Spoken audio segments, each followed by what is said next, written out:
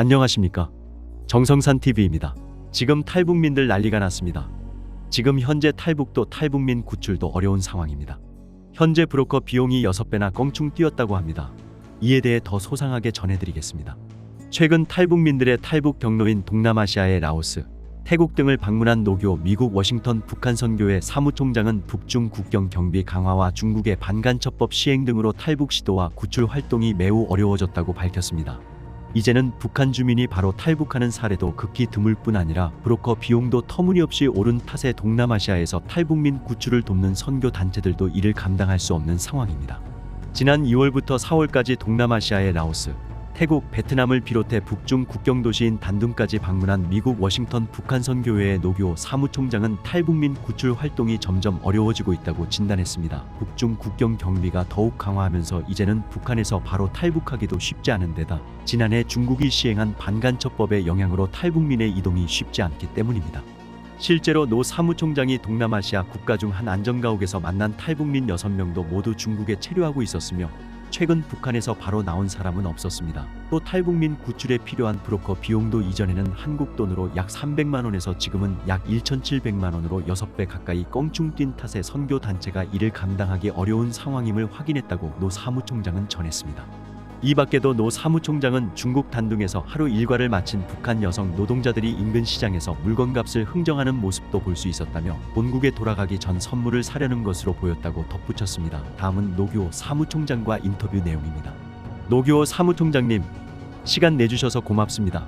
지난 2월부터 4월 말까지 직접 동남아시아의 탈북 경로를 돌아보셨는데 현재 탈북민 구출 활동 상황을 어떻게 진단하십니까? 북한 당국이 굉장히 엄격하게 통제하고 있고 중국이 지난해 7월부터 반간첩법을 강화하면서 이동이 수월하지 않기 때문에 북한에서 바로 탈북하는 사례는 극히 찾아보기 어려운 것 같습니다.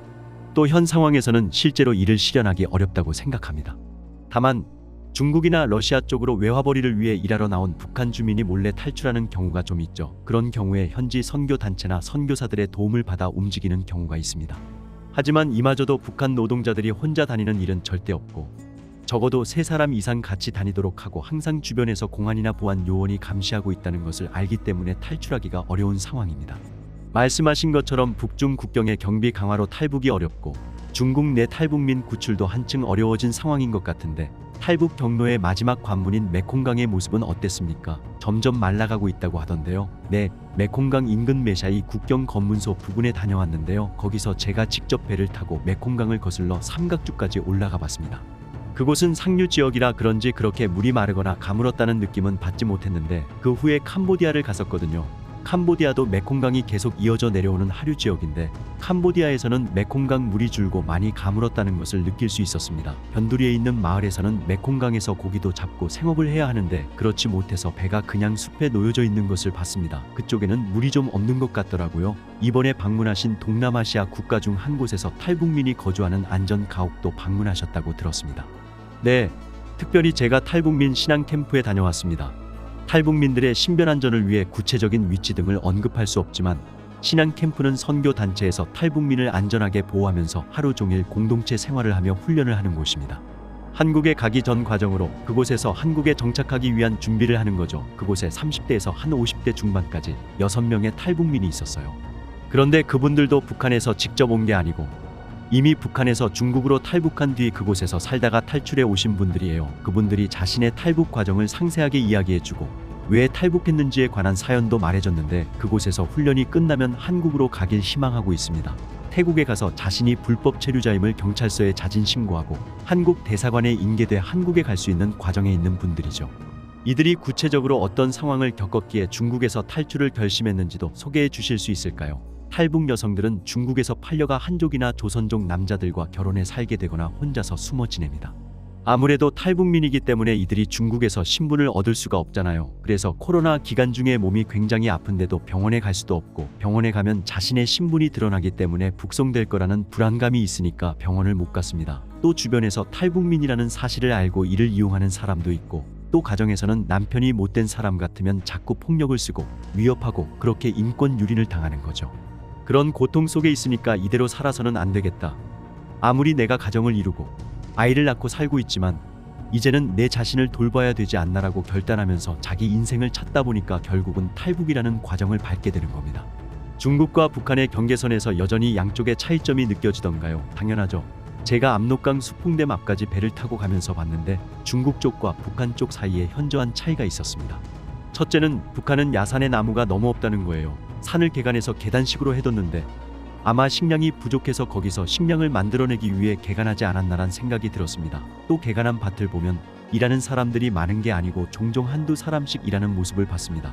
나무들은 땔감으로 쓰기 위해서 베어두지 않았나란 생각이 들었고요. 주택들도 허름한 함석 지붕 집을 지어놓고 군데군데 군인들이 국경을 지키는 초소가 있었어요. 반대로 중국 쪽 단둥은 굉장히 도시가 화려하게 개발됐는데요. 관광객도 많이 오고 저녁에는 야경도 아주 아름다운데 북한 쪽은 칠흑같이 어두운 거예요. 불이 없어요. 그래서 아무것도 보이지 않아요. 그런 차이점을 확연히 볼 수 있었습니다. 요즘같이 탈북민 구출이 굉장히 어려운 상황에서 선교 단체들이 좀 더 신중을 기하고 재고해봐야 할 일이 아닌가 생각합니다. 이어 강제 북송 두려운 탈북민들 중국 탈출 간절한 이런 소식에 대해 전해보겠습니다. 지난 14년간 탈북 난민 구출 활동을 이어온 미국 북한 인권단체 링크의 박석길 한국지부 대표는 삼엄한 중국의 감시 속에서도 중국 내 탈북민들이 한국이나 미국 등으로 탈출하기를 희망한다고 밝혔습니다. 코로나 대유행으로 닫혔던 북중 국경이 개방된 후 강제 북송에 대한 탈북민들의 우려가 커지면서 이들이 위험을 감수하고 중국을 탈출하려는 것이라고 박 대표는 설명했습니다. 우선 코로나 이전에는 구출 사업을 훨씬 더 활발하게 할 수 있었던 것 같습니다. 코로나 이전에는 중국에 좀 오랫동안 계셨던 분들 또는 북한에서 금방 나오신 분들 모두 동남아시아를 통해서 한국이나 미국에 입국할 수 있도록 저희가 많이 도왔는데 코로나 이후부터는 그 숫자가 많이 줄어들 수밖에 없었던 것도 있습니다. 그리고 도움을 드리는 분들 중 북한에서 나온 지 얼마 안 된 분은 이제 없고 코로나 이전부터 중국에 계셨던 분들 위주로 돕고 있습니다. 코로나 이후로 탈북민 구출 사업에 장애물이 많아진 것 같은데 이를 체감하시나요? 네. 여러 가지 부분에서 체감을 하고 있습니다. 중국 당국의 감시가 심해졌다는 소식을 중국에 있는 탈북 난민들로부터 그리고 브로커들한테 듣는 것도 있습니다. 그래서 탈출 과정에 초소 등이 많아지고 감시 기술 부분도 좀 더 강화가 되고 그래서 여러 가지로 확실히 감시가 심해졌습니다. 이 때문에 브로커들도 활동이 어려워지다 보니까 특히 코로나 때는 일이 많이 없어서 이런 일을 더 이상 안 하겠다면서 브로커가 줄어들었습니다. 그러면서 위험도가 높아지고 또 활동할 수 있는 사람이 줄면서 브로커 비용도 좀 올라갈 수밖에 없고요.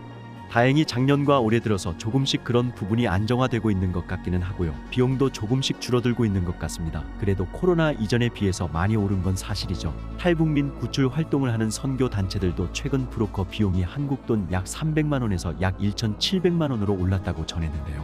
중국으로부터 탈출하는 일이 더욱 위험하고 어려워지다 보니 이를 시도하는 탈북민의 수도 줄었을 것 같은데 어떻습니까? 박석길 나오려고 하는 사람들은 계속해서 있습니다. 나오는 게 어렵고 위험한데 중국에 있는 것도 감시 때문에 위험해지고 있다는 걸 느끼고 계시는 분들은 그래도 여기 있다가 잡혀서 북송당하는 것보다 한국에 가보려고 하는 게 더 낫겠다라고 마음먹는 사람들이 저희한테 도움 요청을 하는 상황입니다. 사실 계속해서 그런 도움 요청이 있기는 했어요. 코로나 기간 동안에도 저희가 중국에서 동남아시아를 통해 나오는 경로 운영이 어려워졌을 때도 중국에서 계속 연락하고 있었던 사람들도 있었어요. 그래서 그런 사람들 위주로 먼저 구출하고 있습니다. 저희가 지금까지 13년 동안에 1,258명의 탈북 난민의 탈출을 도왔는데요. 코로나 바로 직전인 2018년과 2019년 이렇게 2년 동안 500명 넘게 구출할 수 있었습니다. 그 사람들 중에는 주로 한국에 입국하신 분들이 제일 많고 미국에 가신 분들도 있었습니다. 근데 2020년도부터 시작해서 코로나 때문에 이동에 대한 통제가 좀 많아지다 보니까 15명이었는데 2021년과 2022년에는 한두 명 그리고 중국이 제로 코비드라며 심한 이동 통제를 좀 풀면서 2022년도 말에는 3명을 탈출시킬 수 있었습니다. 작년에는 29명이었고요.